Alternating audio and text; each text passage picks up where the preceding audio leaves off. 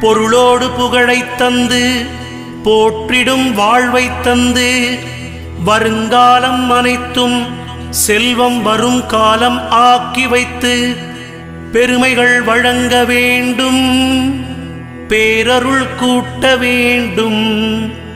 அருள்மிகு குருவே, உன்னை அடிபணிந்து வணங்குகின்றேன். வருடம் ஓர் ராசி வீதம் வட்டமாய் சுழன்று வந்தே தருகிற பலனை நாங்கள் தங்கமாய் ஏற்றுக்கொள்வோம். வருகிற நாட்களெல்லாம் வசந்தமாய் மாறுதற்கே அருள் தரும் உனது பார்வை அனுதினம் எமக்கு வேண்டும். குருவே, நீ பார்த்தால் போதும் கோடியாய் நன்மை சேரும்.